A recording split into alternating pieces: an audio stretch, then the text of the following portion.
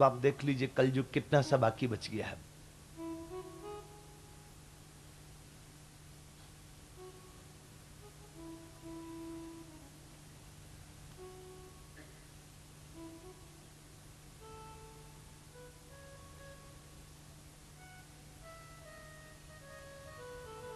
कलयुग में 4,32,000 वर्ष होते हैं। द्वापर में 8,64,000 वर्ष होते हैं। त्रेता में 12,96,000 वर्ष होते हैं।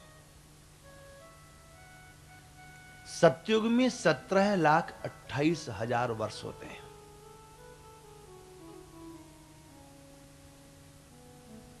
ऐसे ऐसे सतयुग, त्रेता, द्वापर, कलयुग 1,000 बार बीते, इतना बड़ा ब्रह्मा जी का एक दिन होता है। इतनी बड़ी रात होती है। ऐसे ऐसे दिन और रात से ब्रह्मा जी के 100 वर्ष की आयु होती है। इस 100 वर्ष की आयु को दो भागों में बांटा गया। प्रथम परार्ध, द्वितीय परार्ध। 50 वर्ष तक की आयु प्रथम परार्ध है, 50 से आगे की आयु द्वितीय परार्ध है। अभी संकल्प में विद्वान लोग बोलते हैं ब्रह्मणे अन्य द्वितीय परार्ध है। ब्रह्मा जी की 50 वर्ष तक की आयु समाप्त हो चुकी। 51वें वर्ष का पहला दिन प्रारंभ हुआ है। इसका नाम है श्री श्वेत वाराह कल्पे। और इसमें अष्टाविंशतितमे कलियुगे कलि प्रथम चरणे बद्धावतारे रामराज्ये सर्वरी नाम संवत्सरे उत्तरायण शिशिर ऋतौ मासानां मासोत्तमे मासे पौष मासे कृष्ण पक्षे चतुर्दश्यायां चंद्रवासरे मूल नक्षत्रे धनुराशि स्थिरे चंद्रे धनुराशि स्थिरे सूर्ये धनुराशि स्थिते देवगुरौ शेषेषु गृहेषु यथा यथम राशि स्थान स्थितेषु। ये सब ब्रह्मा जी के दिनों की गिनती है। ये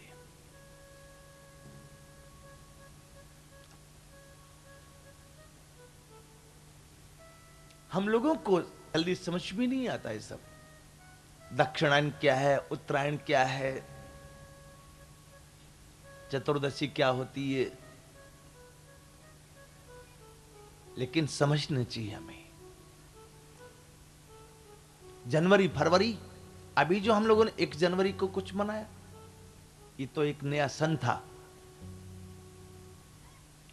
ये तो सन का बर्थडे मनाया अपने फादर का बर्थडे तो अब आएगा चैत्र शुक्ल पक्ष प्रतिपदा संवत, वो फादर का बर्थडे मनेगा। ये तो सन है।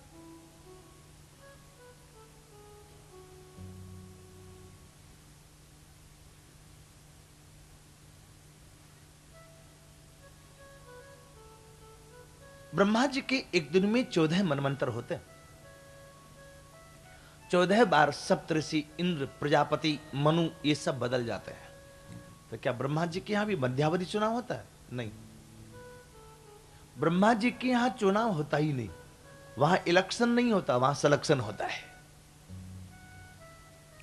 ये तो भारत में जब से इलेक्शन होने लग गए, तब से भारत सोने की चिड़िया से कागज की पुड़िया बन गया।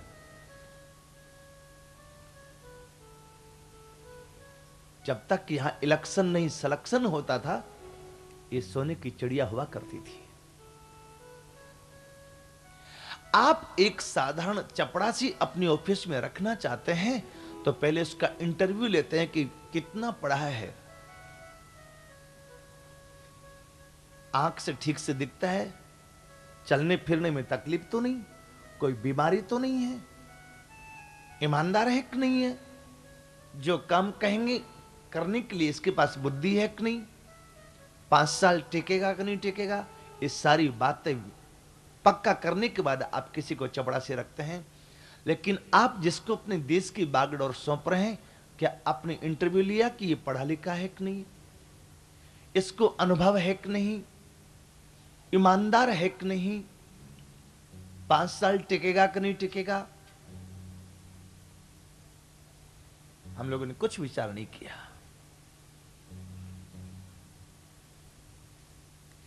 ऐसे ही किसी व्यक्ति को, अनजान आदमी को, जिसको बेचारे को ये नहीं मालूम कि सिर दर्द होवे तो कौन सी गोली खानी चाहिए, उसको हमने स्वास्थ्य मंत्री बनाया।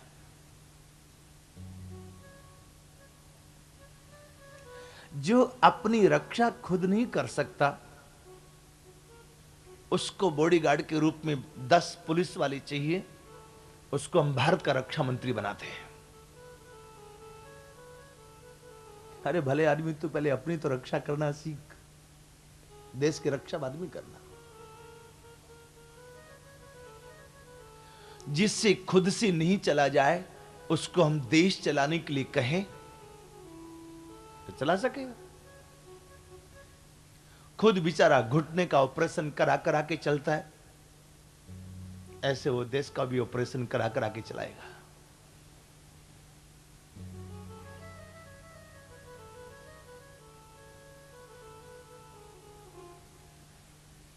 हमारे देश में इलेक्शन नहीं, सिलेक्शन होना चाहिए।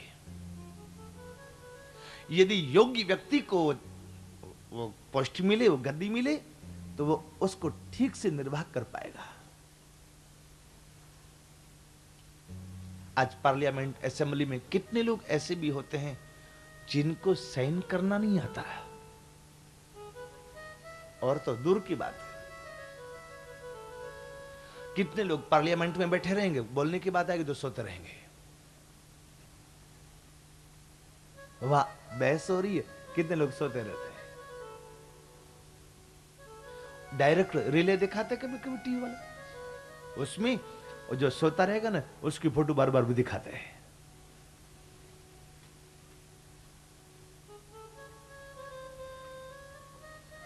बिहार में नीतीश का, मुख्यमंत्री का भाषण हो रहा था, उसी के 4 मिनिस्टर वहीं पर बैठे मंच पर और सो रहे थे, और टीवी वाला बार बार उन्हीं को दिखा रहा था, सोने वालों को।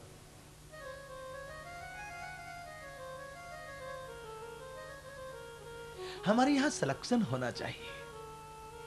भरत जी जब राम जी को मनाने के लिए जाते हैं चित्रकूट, तो अयोध्या के सार संभार के लिए क्या किया, जो जही लायक तस तह राखा।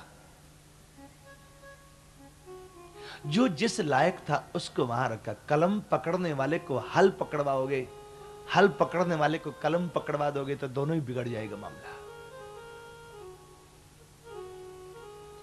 ब्रह्मा जी के एक दिन में 14 मनवंतरों में से पहला स्वयंभू मनवंतर होता है, दूसरा स्वरोचिष मनवंतर होता है, तीसरा उत्तम मनवंतर होता है, चौथा रैवत मनवंतर होता है।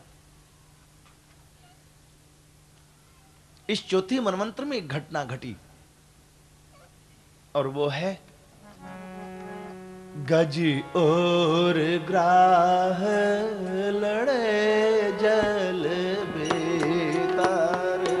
गज और ग्राह लड़े जल बेतार।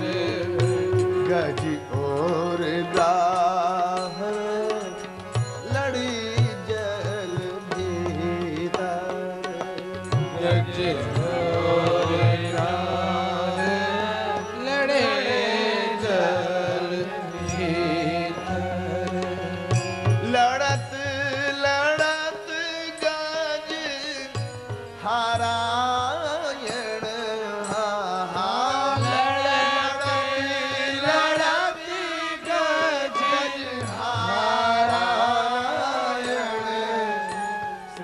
नारायण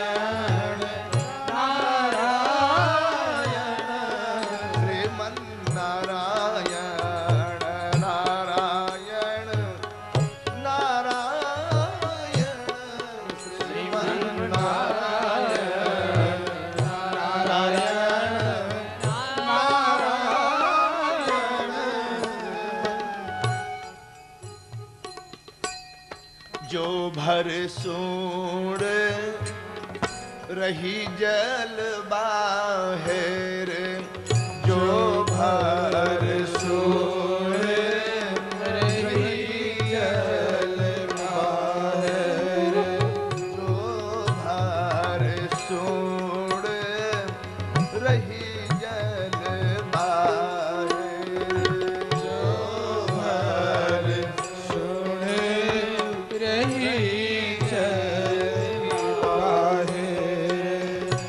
तब हरि नाम उचारायण तब हरि नाम उचारायण श्रीमन्नारायण नारायण नारायण श्रीमन्नारायण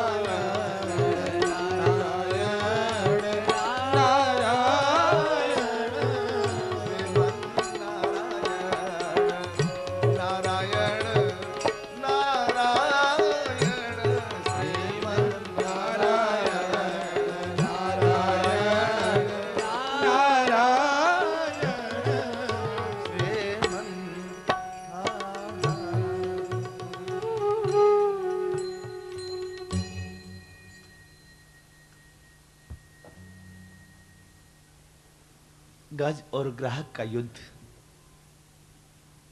ये बड़ी प्रसिद्ध घटना है। सरोवर में जल पीने के लिए गजराज अपने साथ के हाथी हथनियों को लेकर के आया। जल क्रीड़ा कर रहा था। सरोवर में रहने वाले ग्राह ने गज का पांव पकड़ा और पकड़ के ले गया जल में। अपनी अपनी ठोर पे सबको लागे दाव, जल में गाड़ी नाव पर, थल गाड़ी पर नाव। अपनी अपनी जगह पर सबका बोलबाला रहता है। यदि स्थल की लड़ाई होती, जमीन की लड़ाई होती, गजराज ग्राहक को पकड़ के ऐसा पटकता, ऐसा पटकता, बिना हॉस्पिटल में गए उसका पूरा पोस्टमार्टम हो गया होता। लेकिन ये पानी की लड़ाई थी।